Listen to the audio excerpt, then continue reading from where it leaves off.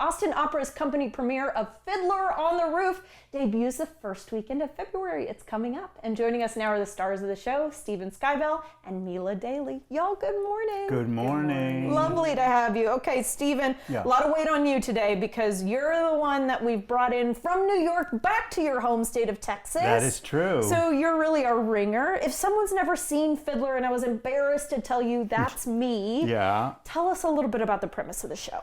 Well, it's a very universal story. It's about a family, a husband and a wife and their 5 daughters, and they're in 1905 Russia. But it's a story about family and these 3 elder daughters and trying to get them hitched in a way. But then the musical opens up to sort of look at a whole global issue, which is the Jews of this little shtetl town eventually are forced out of their town. Gotcha. Okay, so I'm hearing heavier notes there, but it also sounds like there might be a lot of joy in the production. It is. I mean, even you, Rosie, who haven't seen Fiddler, probably know most of the music in Fiddler. Do I? Sunrise, Sunset, L'Chaim, Matchmaker. Make Me a Match? There you go. Oh, I do know the music. So it's the thing that, I mean, and of course they say since the day that Fiddler opened on Broadway in 1966, it's been done somewhere in the world every day since then. Wow. And that is because it is so appealing. It is great entertainment, and it also is about, it's a message. It has a really heartfelt, deep message along with it. That continues to resonate with audiences decades and decades later, you know, as we go on, my goodness. All right, so Tevye is apparently the name of your character. You've had the opportunity to play this role more than once, my friend. Indeed. My first time was 17. I was 17 years old. No, you're kidding. At summer camp. And you're now 18, 19. No. But I played him when I was 17, then I played him when I was 21 in college, and then had a long period of time, did not play him, was always eager to play him. Eventually got cast in 2018 in the Yiddish version directed by Joel Grey that we did in New York, that then became a bit of a sensation, and we kind of have been reviving it on and off for 4 years.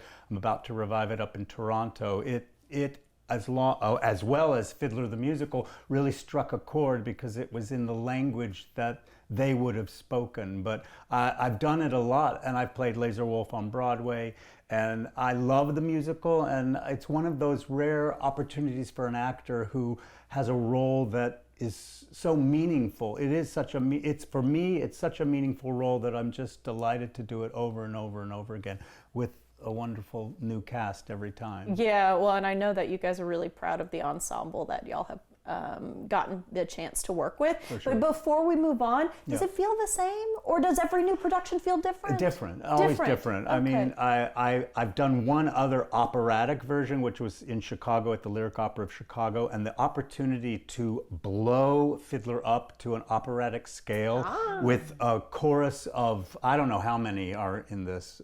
I mean, it's a huge chorus. Is it? Yeah. And so dancers, it's amazing. And the scene of it, the way it's going to be on stage is unlike what you might get on Broadway, really, because the scenic and the operatic size of it is just something to behold. Okay, so this is where the Austin Opera bit comes in, and I know we've featured Austin Opera here on the show before, and they were very forward about saying, like, we are big on musicals because there isn't that much of a difference, really, between operas and modern musicals. So, Mila, I'm going to come to you. You've been with Austin Opera several times before, and Golda is your character. Are you the wife?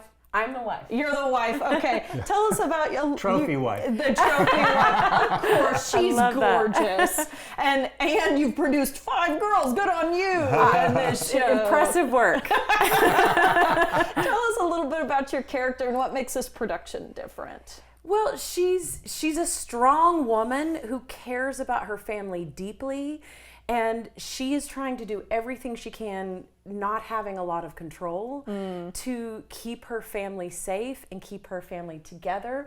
And that is her goal in every single scenario.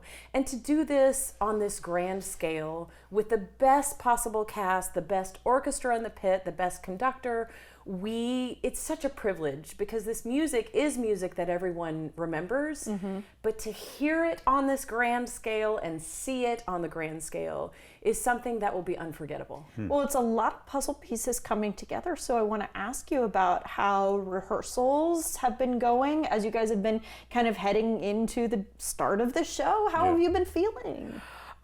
Great, and also the ice storm knocked us out for 2.5 days. Oh no, I Yeah. hope everybody was at home doing their runs and stuff like that.